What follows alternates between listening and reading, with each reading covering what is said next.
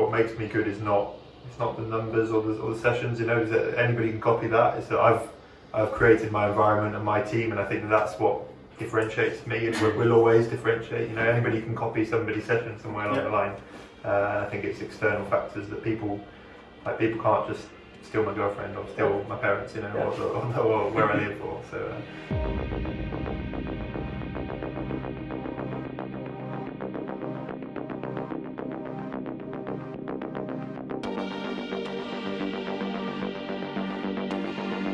So like these structural things. Where Hey, Michael, hey. Sam. Hey Sam. Hey Dan. Good. How are you, Mikael? Nice to meet you. Sean. Hi, Tomek. Hi. Nice T-shirt. Yeah. Nice to meet you. Hey man. Nice to meet you. And Luke. Yeah. Hello. Nice to meet you. How are you? Nice to meet you. And you guys. Hey, Thomas. Yeah. Tomek? Yeah, Tomek. Yeah, Thomas is fine. Thomas is fine. Big Either man, way. small man. So yeah, after 4 weeks, start to see like these more structural shifts where your set point like temperature, like at nighttime, you have to like load more blankets on because you're freezing all the time, and then you start sweating and needing to hydrate less. Luke's wife is an ultra endurance runner who has a ton of experience at Badwater, which is, I don't know if you know Badwater, but it's the hottest race on the planet. So she actually helped develop a bunch of heat protocols for a bunch of athletes that are. And what were the protocols? So it starts out with like, you know, your standard like overdressing while I'm doing training and like some sauna work, depending on the type of heat you're going into, either sauna work or there's like steam saunas and just like dry saunas. Yeah. And so again, you go like for bad water, you just need a dry sauna, like a infrared sauna. And then But training in it or no? so it's too hard initially to train. And then after the first 2 weeks, you tend to get a little bit more adapted, that you can begin to start doing some calisthenics. Oh, you're also doing this after training. So you do like a hard swim set or a hard, so your core temp's already up. Yeah. Because it's not enough for you to just go sit in the sauna for a half an hour, because like it's like trying to cook a turkey for a half an hour. It's just not gonna work. And so we get the core temp up, and then sort of sustain it or get it hotter in the sauna. I remember There's water there. a few years ago my doctor recommended doing like, cups clean. I think it was like 20 minutes turbo, 10 minute sauna, 20 minute turbo, 10 minutes sauna. Oh, that's interesting. Yeah, like heat And I know intervals. that he's like, his most recent, I would say, claim to fame is sorting Tom Pidcock out to win Olympic mountain bike gold. Like, even though 2 months before he had his arm in he got crushed by a car, and it was like, and I remember seeing him doing some work in, obviously in Tokyo, it was pretty hot. But the thing is also in Ironman, it's like the limiting, it's like anything, but I need to look at what the limiting factor is, and actually, for me, my limiting factor is just my strength. Like I can't, like on paper, I should be able to do 350 watts. You know, so it's either the fuel or the strength, or I'm not overheating on the bike. You know, and Michael, be careful, that cup is got a crack in it. oh, okay, thank you. So the interesting thing about heat is that everybody will drop their performance in the heat, and the question is which system is being affected that makes you drop the heat. Yeah. And there's two things that happen with the body's shifting in the heat, and because you're vasodilating to try and get rid of as much heat, the blood flow actually changes where it's going. So instead of all going to the muscles, which would happen in a temperate climate, it's a lot of it's going to the skin. So you're actually losing blood flow to your muscles. So you're actually losing strength because you're actually not supplying the muscles with the energy it needs. But the other thing that happens is it affects the cardiac return. So when all the muscle, all the blood is going where it's supposed to the muscles, it gets pumped back to the heart. When it goes to the skin, it doesn't get pumped back to the heart. It sits in the skin. And so you don't have as much vascular return to the heart. So your heart actually can't beat as strongly because it's not filling up each time. So that's why you'll see higher heart rates in hot weather. It's because the way the heart works is it waits to fill and then it squeezes. So if you're filling it back up, it'll fill big and it'll squeeze hard. But But if you don't fill it up enough, it squeezes smaller, so it has to beat faster to get the same output. So you'll run a higher heart rate, and if you have a cardiac limitation and can't run a high heart, so you can run at quite a high heart rate.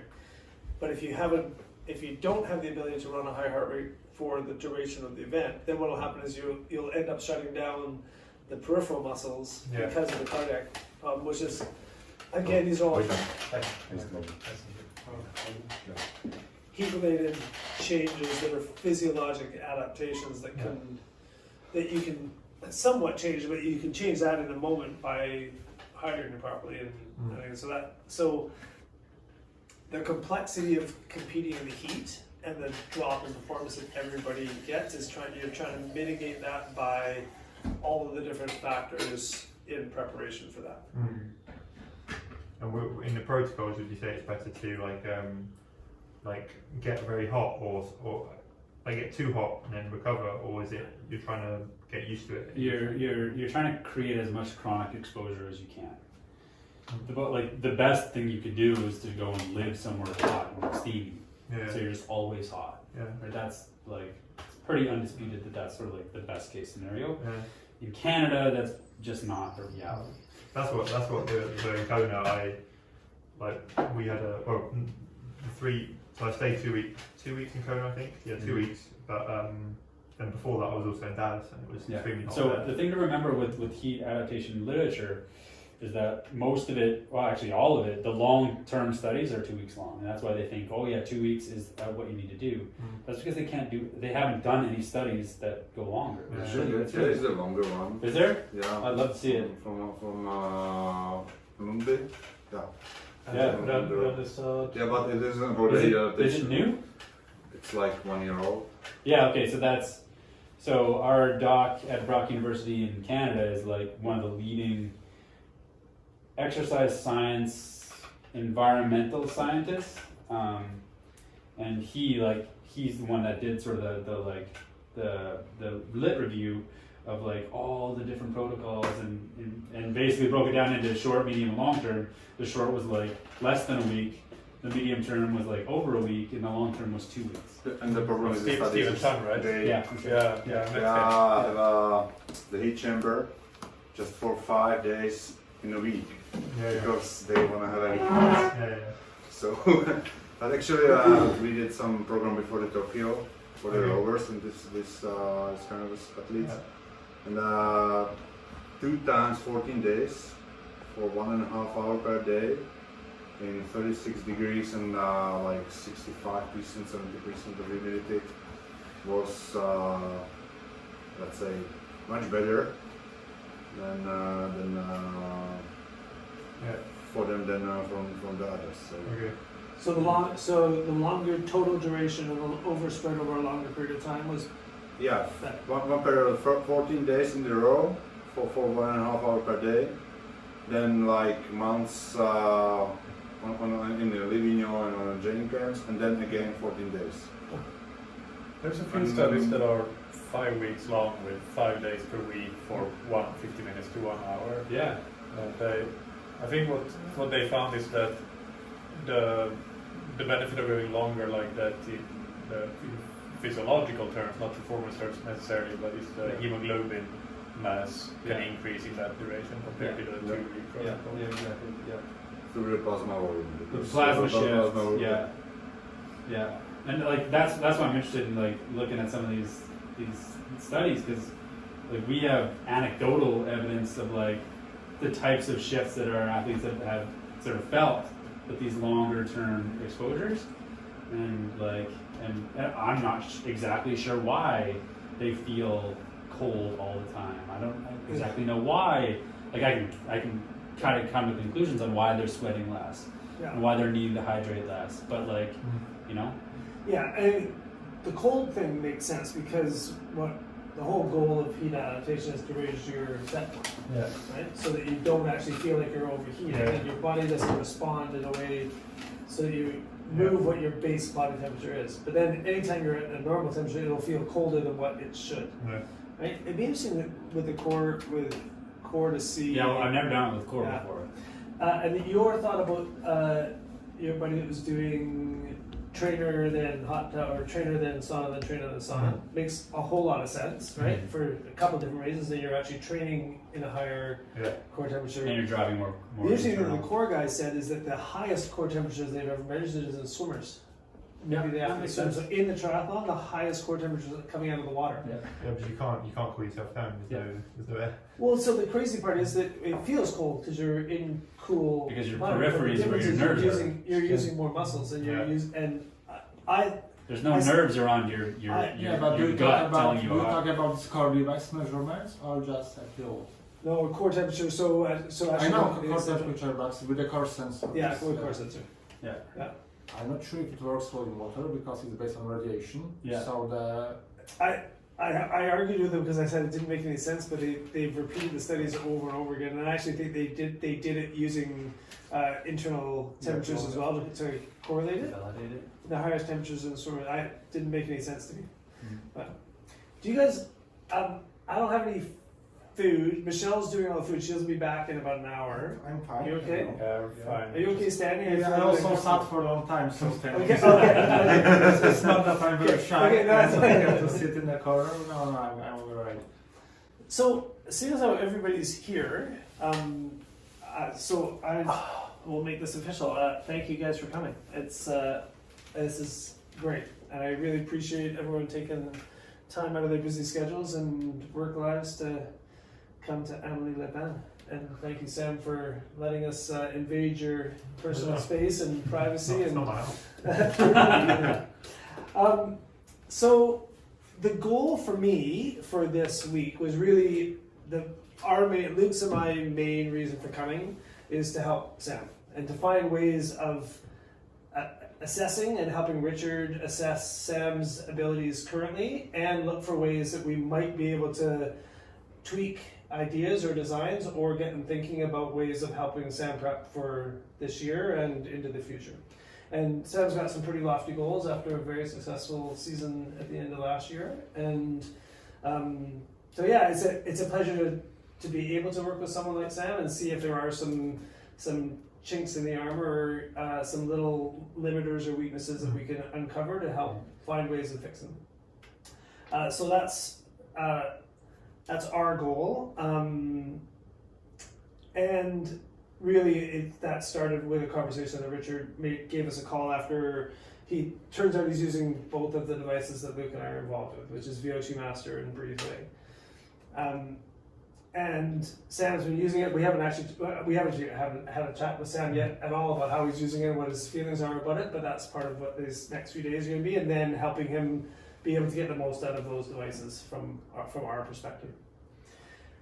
The invitation to everybody else was, you're four of the few people that I know in Europe who I have respect for, or who I've heard about, or who I've spoken to, and who I'd like to pull together to help in this global idea of sharing ideas and sharing knowledge and sharing information, recognizing that I clearly don't have all the answers, and this is an opportunity to bring 5 very smart people together to see what additional thoughts they can have on the investigations we're doing. So with that in mind, Sam's been very open with sharing his data with us, and he's said that he's okay with sharing the data with you, and if there is any, there hasn't been any limitation to what you share with other people, but I think if there's something that feels private or that you're concerned about it, please do run it by Sam and Richard and ask before you put it out to the public. And obviously, if there is anything you would prefer not to, just let us know. Globally, I'm not against it, because what makes me good is not the numbers or the sessions. You know, is that anybody can copy that. It's that I've created my environment and my team, and I think that's what differentiates me, and will always differentiate. You know, anybody can copy somebody's session somewhere along the line. I think it's external factors that people can't just steal my girlfriend or steal my parents, you know, or where I live, or so. It's really nice. I appreciate that. It makes it easier for us to be able to have these conversations, and so thank you. It's a rarity. I know it's a rarity, yeah. But it's just I've grown up like we've had people come through the door since I've been a kid on training camp, and it's all been about helping people, you know. And I think it'll be good. And then also, just so you were saying finding chinks in the armour, there's plenty. I said before, I think I put a post just before Kona this year that said whatever happens tomorrow, I'm only just getting started, and that's because it's true, you know, like compared to most people, like my dad, the good thing about my dad is he's always had a very long-term project with me, and it's like I need to be at my peak physical shape when I'm also at my peak mental state, you know, like in 3, 4, 5 years, you know, and lots of the guys who I'm competing against now, everything is optimized, you know, like I've never been in a wind tunnel or I had never done any testing really before, so I think there's lots of gains to be had. Maybe not all at once, you know. That's one of the things that Andrew and I talked about is like we love coming up with ideas. We love critically thinking about things, but we don't want to boil the ocean, right? We want to like identify some like important things that we think might be 1%ers, 5%ers for you, right? Yeah. And make some notes about things that might be 3 years down the road, 4 years and 5 years down the road. And I love the fact that you're actually already thinking that way, because there are some changes that are going to take 4 or 5 years before you realize them. But the fun part about it is that for the next 4 or 5 years, you should see continued improvement. Definitely, And that really has always been the goal for Luke and I when we're coaching athletes. Is I've never wanted to coach an athlete for a race that's happening next year. There's no joy in that for me. The joy is watching someone change over 3 years, 5 years, and 10 years. And Luke and I and your dad have known people long enough to see those kind of changes, and people can dramatically change over 3 to 5 years, and that is a super fun project in a bigger. And even from a result point of view, it takes pressure off the single result when you kind of look at it more absolutely. long term, you know, and you just and every year I often, it's like I take one step back and 2 forward, you know. I feel like and even though I'm at the same, on paper I'm at the same fitness level, you know, if you take whatever your CTO, whatever, I'm better, but it's, I'm at the same, but actually I feel stronger and stronger every year, which is good. And then more individually, like I think the swimming, I mean, there's not too much I don't think we can do or look at doing. I think my dad comes from a swimming background, and it's heavily technique based, you know, and like I'm already amongst the best, and I don't, unless I made a proper sacrifice to be by far the best, you know, and get out of the water with 3-4 minutes lead. I don't really, but that costs a lot of time for quite a small result, you know, because we're only spending 45 minutes in the water, and 10% of 45 minutes is nothing compared to 10% of a bike or a it's marathon. heavily, Ironman is heavily weighted away from the swim. Totally agree. And and then the bike, I think I personally feel that my limiting factor is my strength, my strength endurance. As I said, on paper I should be able to ride much higher numbers, and I am getting there. It's just you don't build strength endurance overnight. But the run, I definitely think there's an efficiency factor, whether it's not so much metabolically, but definitely physiologically.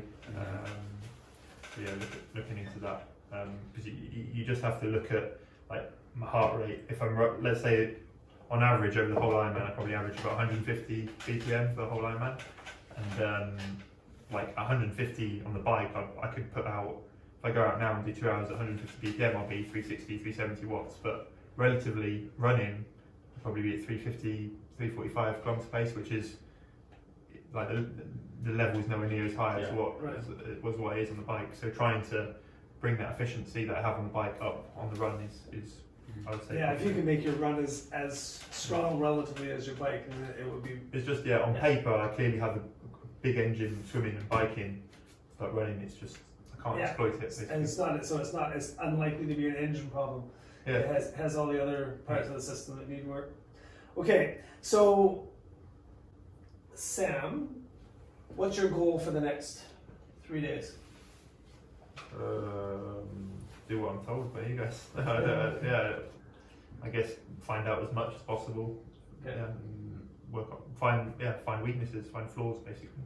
Okay. That'll be really fun.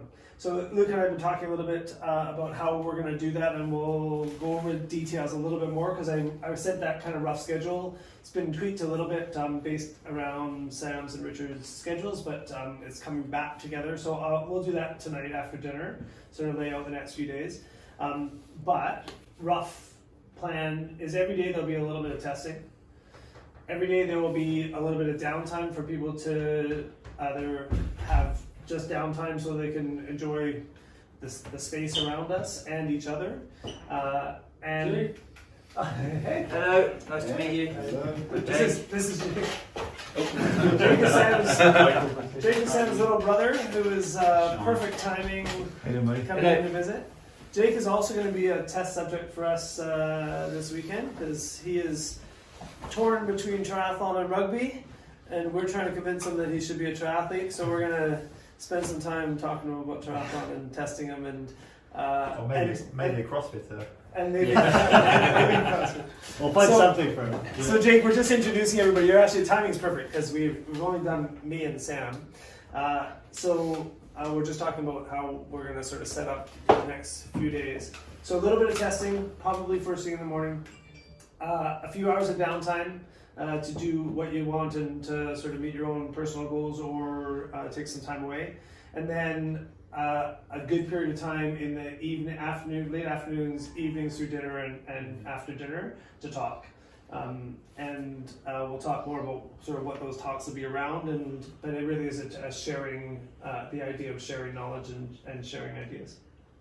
So what I would like to do is go around the room so that Jake and Sam get to know everybody. And I don't know if anybody followed the homework suggestion, but the homework was to bring something of some value to you that would help people understand a little bit more about you. And I'm going to add to that. So I'd like to hear a short story from each of you about something that's important to you, and why it's important to you. And I'd also like to hear your goal for the next 3 days, or something that you're excited about doing the next 3 days as we're here as a group. So I'm going to put Luke on. Oh, I will tell you I'll start off with mine. So I've told you about what my goals are. But my special thing, which I will show you anytime you want to see it, I have a handwritten letter that I write to my daughter, who's 17. And it's a tradition that I started when she was a baby and wasn't able to read.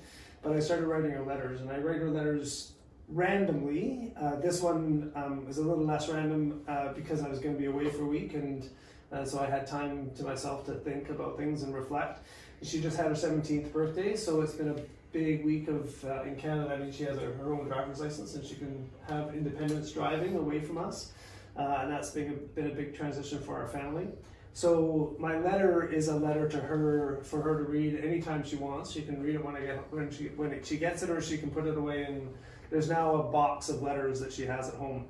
So for me, the importance of that is connecting with my daughter, and having a history of me connecting with her that she can look back on, and she can reflect on things. And every once in a while, she'll pull a letter out and she'll say, and there's a date at the top, so she can figure out how old she was when I wrote it, and it reminds her of the things that are happening in her life and in my life through the years, and it's been a fantastic way for my daughter and I to connect, and so that's what I brought with me on this trip.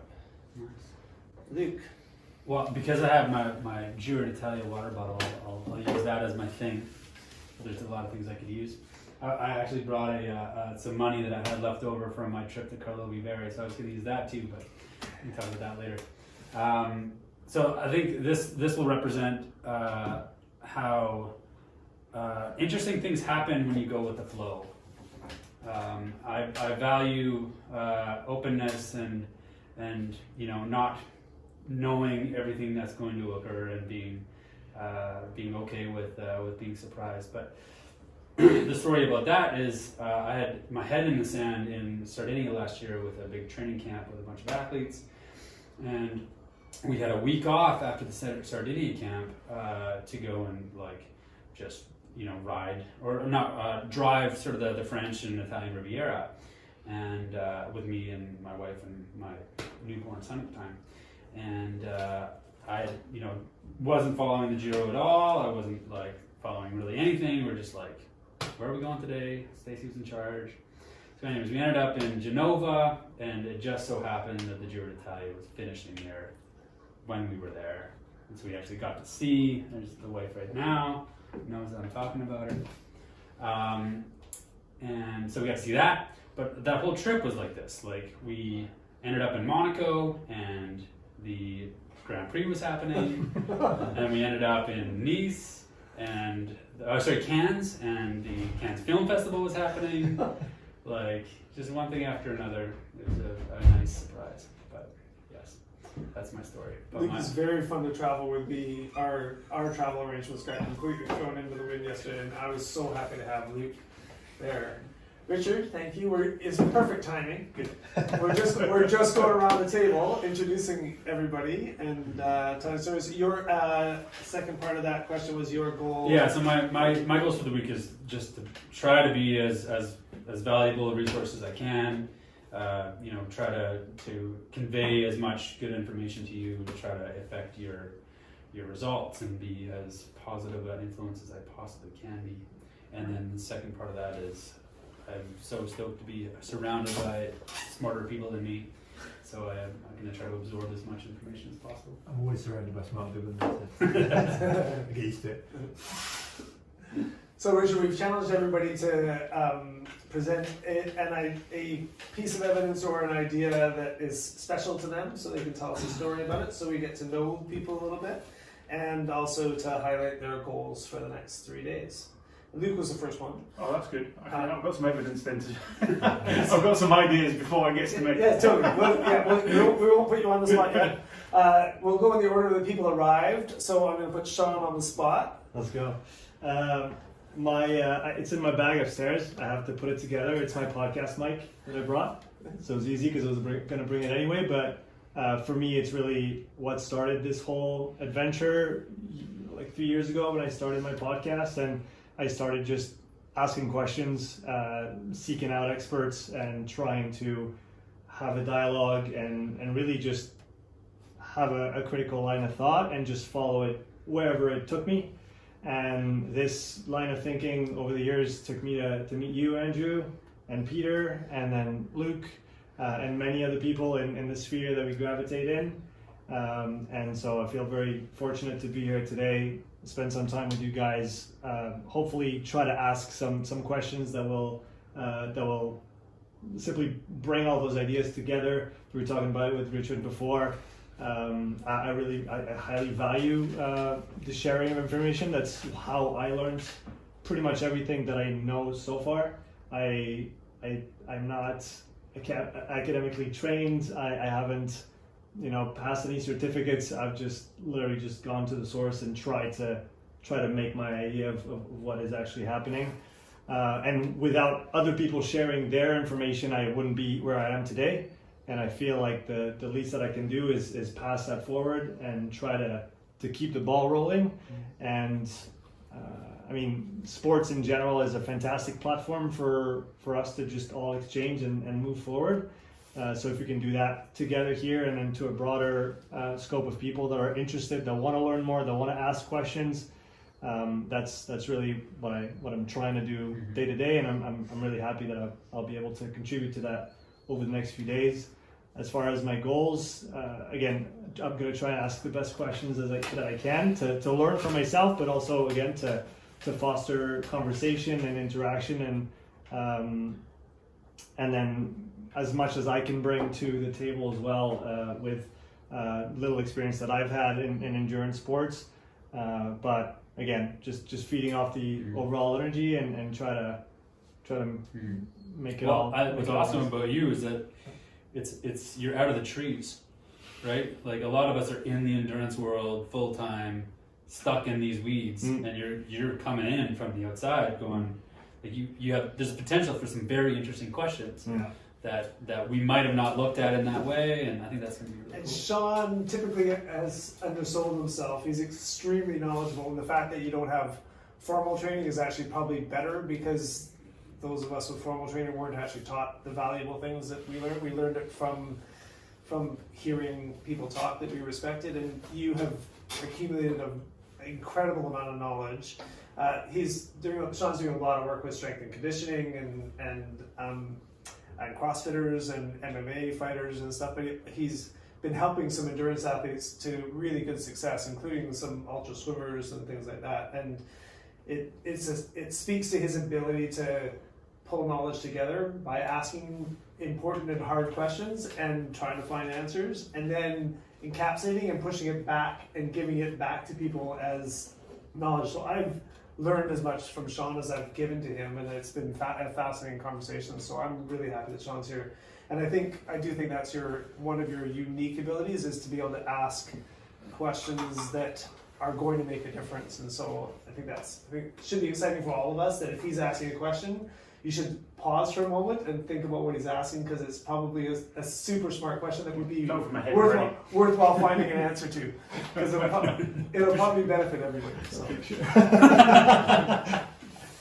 All right, so the next one to arise was Vojtech. Make sure we say that right, please. Is it? Yeah. Vojtech. Vojtech is the shortest way. Okay. Okay. What's your mother It's call like Vojtech. But that's Vojtech. pretty hard for someone, so Vojtech is easier, I think.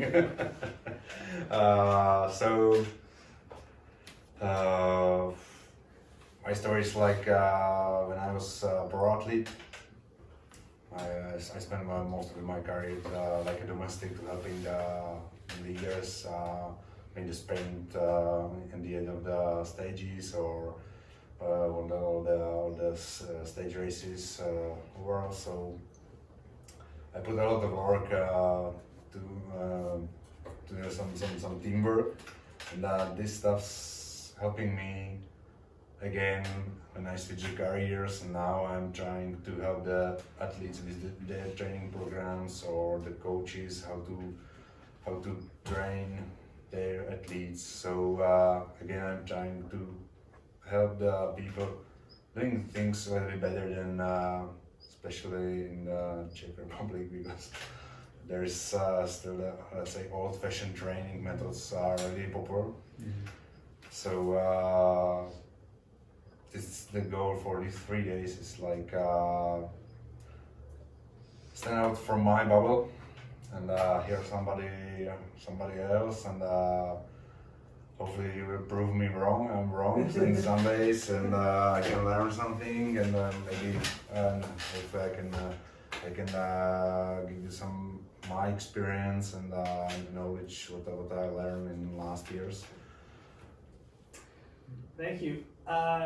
Vojtech's part of our circle of friends included a trip that we did where we tried to put a group together like this in Gran Canaria, and at that was the first one I did with Peter O'Brien. Luke was there running a camp, so I got to go to ride my bike in Gran Canaria, and Peter came. I finally got a chance to come to Europe again and say, we're doing it again. Or I'm going to try and get people together. Can you come again? He was so excited the first time that he came before anybody knew anything about VO2 Master, but he came with this open mind and just great thoughts, and he's very, very bright. And he said, I can't. I think he's running a course or something. He's doing something at the university. As I say, he's the chief medical director for the Czech Olympic Committee, and now they have there's meetings. Yes. So he said I can't. He says, I'm really sorry, Andrew, I can't come. Can I send a friend? And I said, well, sure. And he said, you'd love him. He's an ex-pro cyclist. He's running the Olympic Committee stuff, and he's coaching coaches. He'll be perfect. I'm like, that's exactly who we want. So it's a really pleasure to have you here. But it's sort of that whole idea of building on relationships and things. So it's nice to have someone. I've never met Vojtech before, and it's all through friends. So welcome. Thank you for warm welcome. Yeah. Michael. Right. Should I get my item? I feel like since we should bring the item, I'll show yes, it. It's right there. Just 1 second. It's a massive check for all of us. You will see that. Thanks. I wasn't sure. I was going to pour some more for everybody, but I wasn't sure. So this is my item. Oh, Harry Potter. It's Harry Potter e o Cálice de Fogo. So it's the fourth book in Portuguese, which is the one I'm currently reading.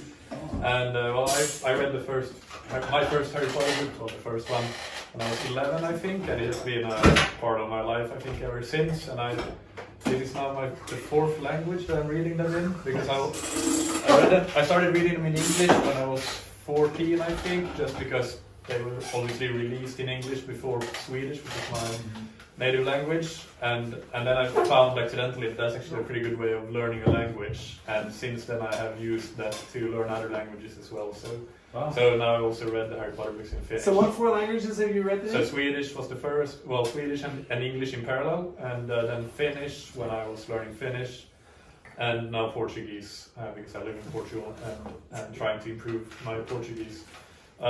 So yeah, I'm working through the series, and this one should be finished before I go home, because I'm going to Mallorca training camp right after this. But yeah, also the reason that it's important, I guess, is because, well, my life revolves a lot around triathlon. I'm a triathlon coach. I train quite a bit myself. I have a triathlon podcast. Coaching is the main thing I do. I run training camps. But it's important to do something outside of triathlon, I feel. So yeah, it represents that, I guess, rather than bringing my computer or something.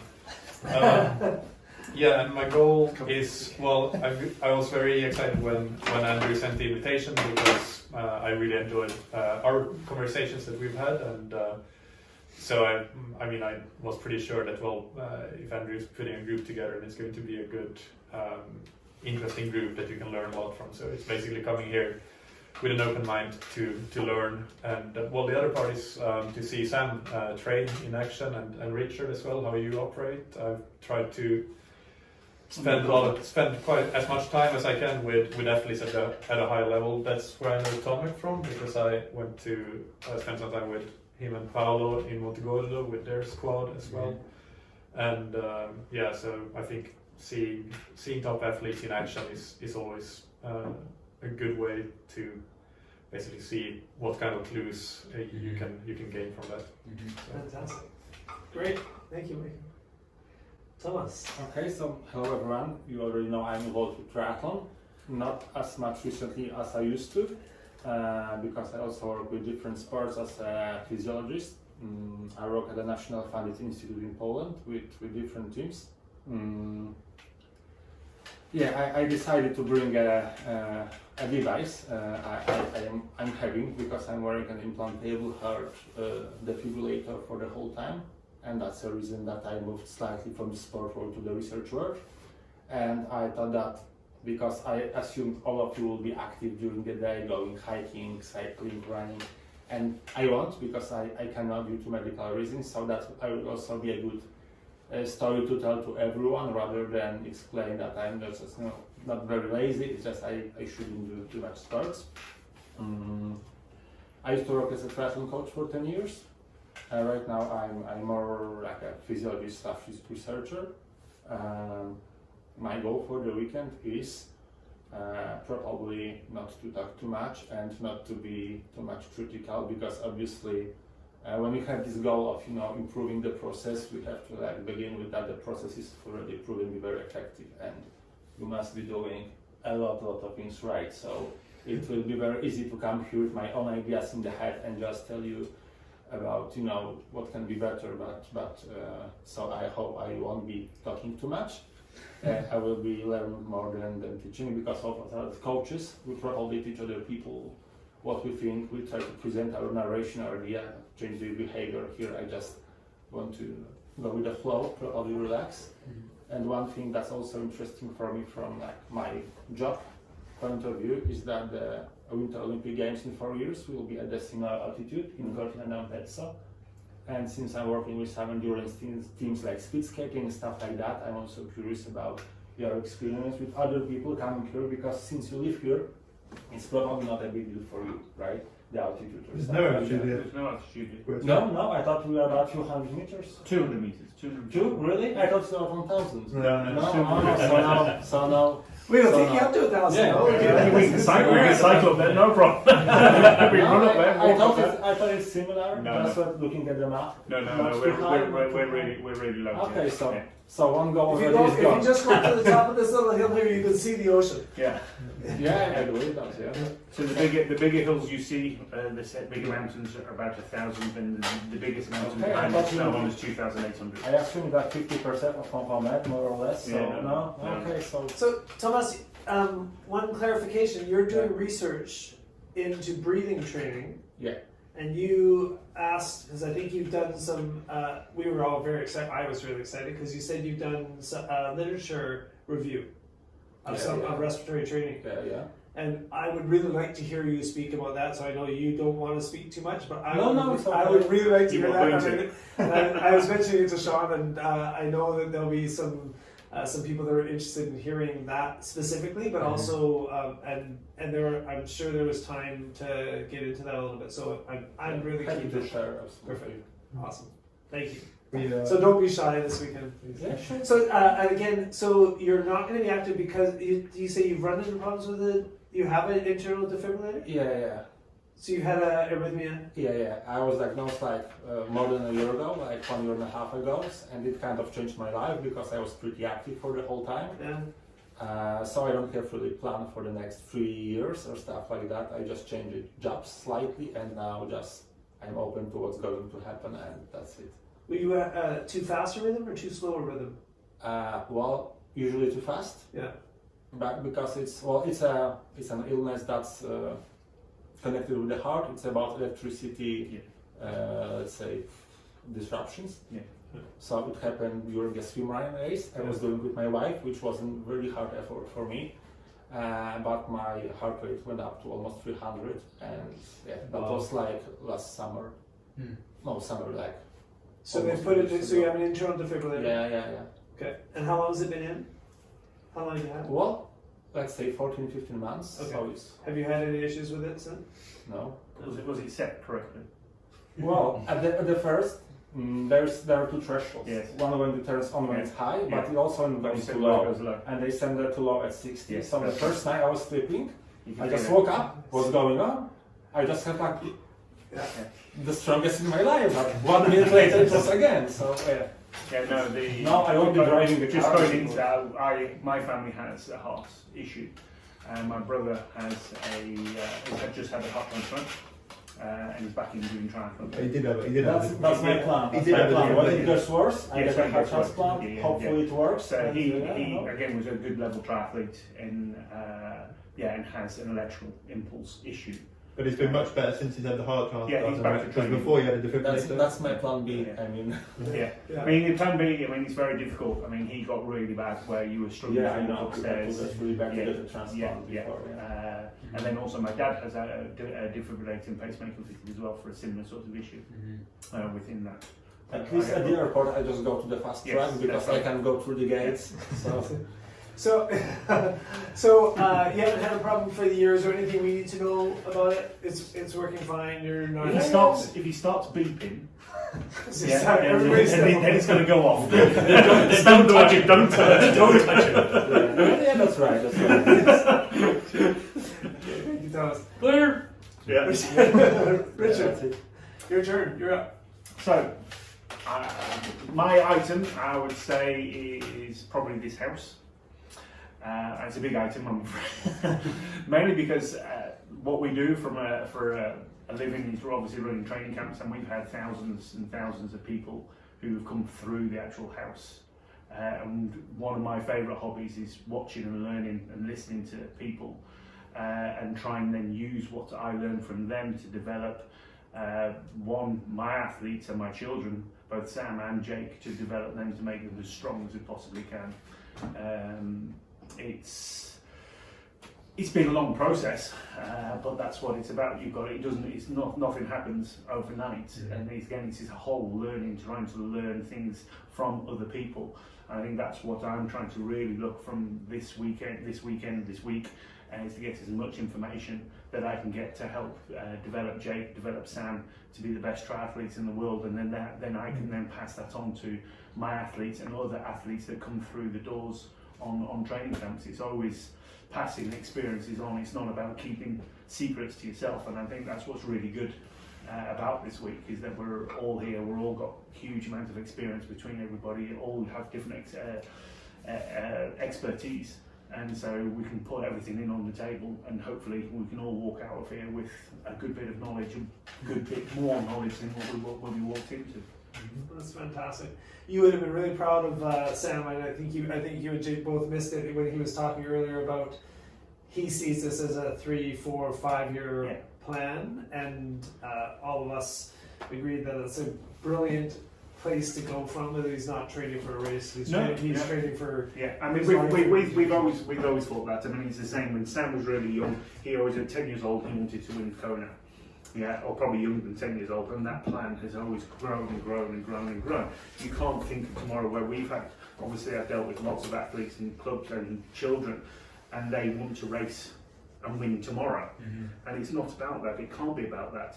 There's no point in sort of Jake as a 14-year-old winning a race or being the French champion now, because probably more likely what I've seen and the experience I've seen is that over that period of time they burn out and go disappear and are bored of the sport by their actual time. It's somebody who always wants to carry on developing and develop and develop. And I think too a lot of children and a lot of youngsters are pushed far too early to make them the best possible thing. They say this person's going to be the best next Jan Frodeno in the world, or the next best Cassandra Bogron, and people like that, and it sort of they just burn out, and it's not about that. It's about making them a better adult and getting ready over that period of time. For me with Sam, I've always said that he'll be when he's 26, 28, and when he's actually at his strongest. It's not now. I used to carry a laminated, because I grew up as a swim coach, so I used to carry a laminated card with the fastest times ever swum by 13-year-olds in our province, and some of those times were national standards. They were very, very fast swimmers. And I used to carry around, and parents would ask me, why are you carrying around? I said, I just want you to look at the list so you understand what 13-year-olds can do. And they said, oh, because my kid's going to get there? I said, no, I want you to look at this and see if you recognize any names on that list. And they said, well, no, I don't know. And I said, exactly. Nobody who's swimming at the national level and still swimming, and Canada's created some fantastic swimmers over the years, and not a single one of them was on that list. Because at 13, none of those kids continued swimming. That's right. They were all so burnt out trying to make those times. I think you see that more and more with social network and things, where you see people posting, oh, this lad's just done a ridiculous fast time for 10k and he's only 12-year-old. It's amazing that he's done that sort of time, but is it that person going to be carrying on going through the rest of his life and actually make a living out of that? He might not want to make a living out of the sport. But there's a lot of kids, you ask them, oh, what do you want to do? I want to be a professional sports person. Yeah, but they're just not given that chance because they're pushed to be the best they are tomorrow, not in 10 years' time. So Jake, on that note, about not trying to push you too hard, too fast. Tell us a little bit about yourself and what your goals are for the next few days. What do you mean, my item or? Yeah, do you have an item you want to share with us? Yeah, I've got an item. I'm not carrying it right now. Used to train, and Sam bought me when I was last year, I think, at my birthday. How come you haven't got it on? Because my coach got it, and I have to take it off when I play rugby. And basically, it's made by brothers, the chain. And so basically, like, it relates both, me and Sam, because Sam's got himself one as well, and because it's made by brothers, and we are brothers, I like to have something related together, which is good. Nice.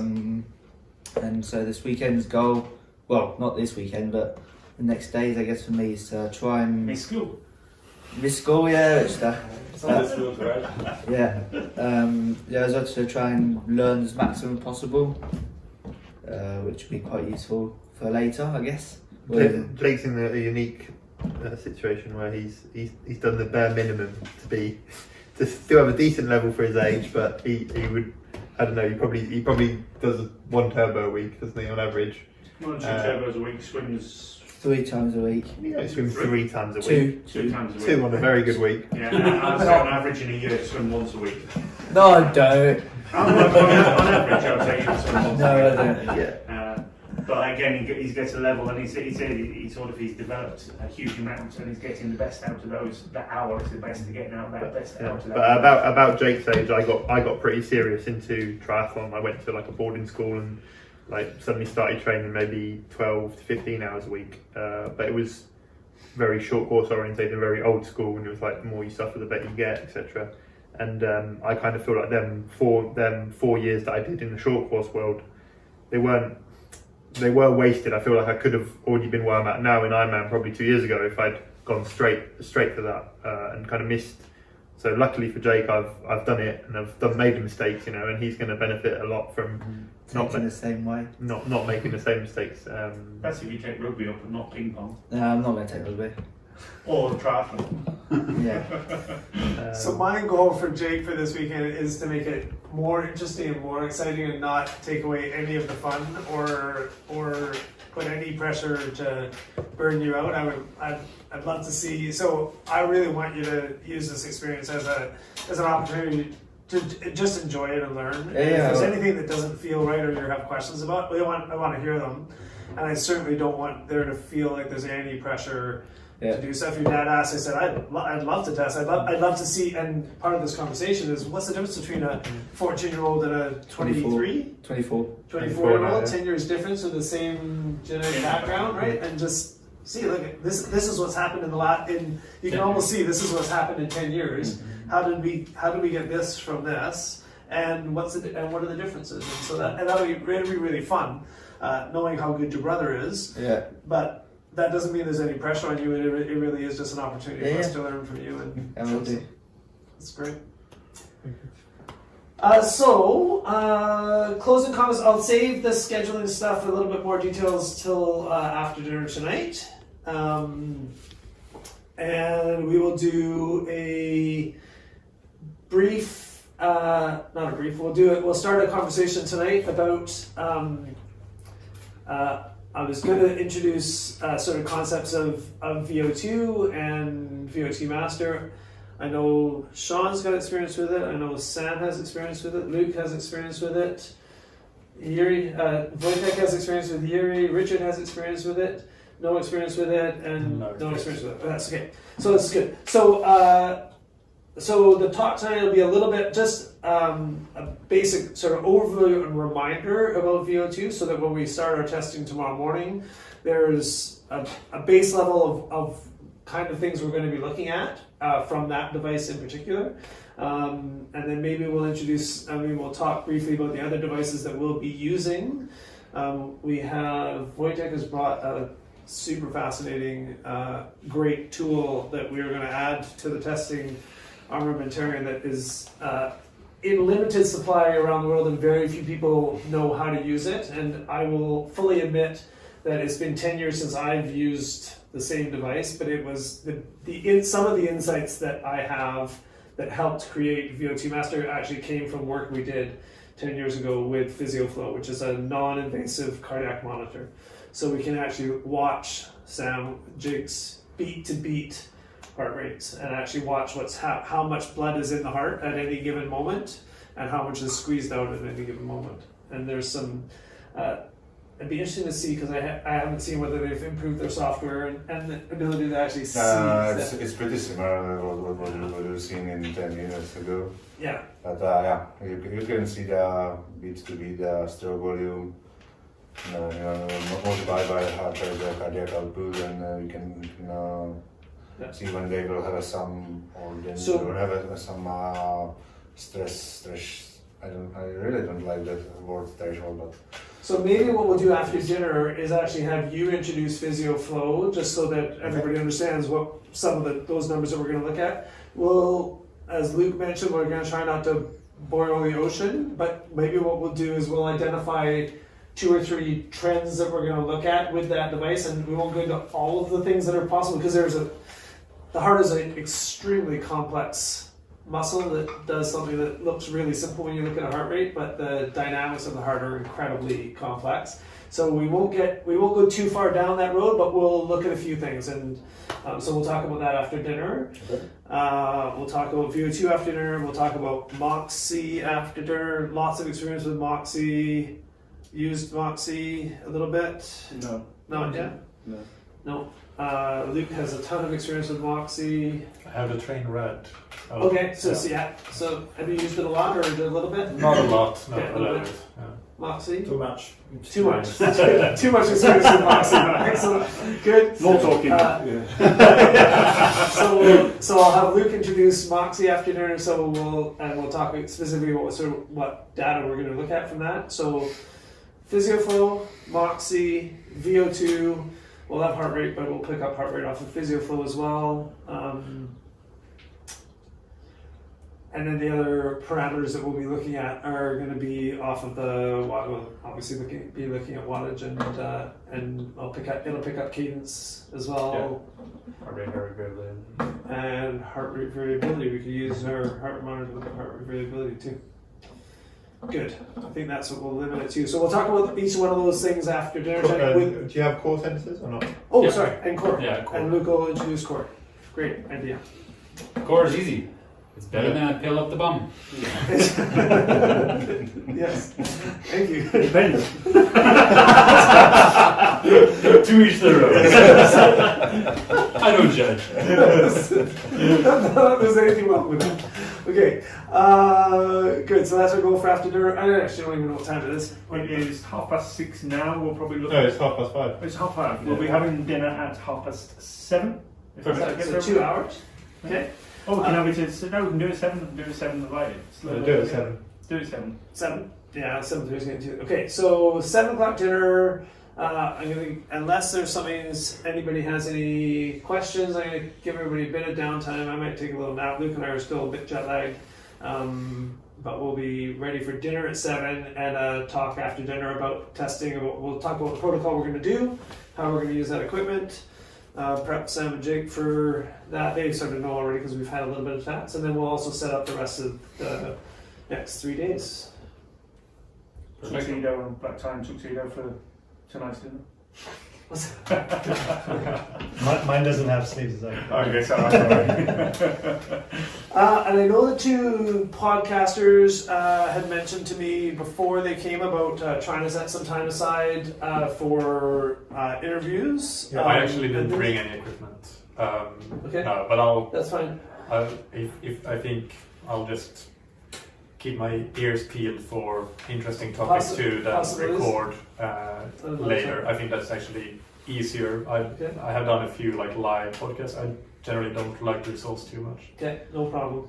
I know Sean brought some of his stuff, and he may. So I'll let you set up those things individually with people. Yeah, I think we'll see based on the schedule and when we have time. But ideally, if I can have a chat, short or long, with everybody in the room at some point over the next 3 days, it'd be fantastic. I think tomorrow we're quite busy, aren't we? So obviously with the testing and swimming, if anybody wants to come swim with us tomorrow afternoon, and then sort of the easy, but then we're looking at sort of Thursday's work afternoon time, so it might be quite good then Thursday and Friday afternoon to cancel everything in.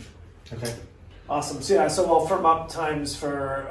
I will firm up sort of the schedule with Richard and stuff after for this evening, so everybody leaves dinner with an idea for the next few days. Cool. Just remind me what time people are leaving. I've lost track of what day it is now. It's Wednesday.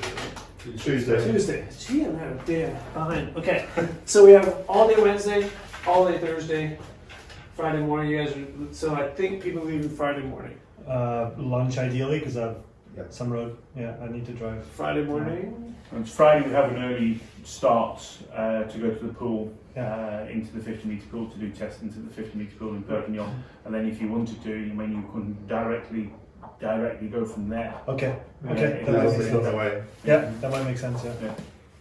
Yeah, I have it similar. I have to catch the flight on Friday afternoon. I have an evening flight, so I'll leave by 3. So I don't know what you said. It was like 15 minutes apart. Okay. Yeah. Okay. Okay. Good.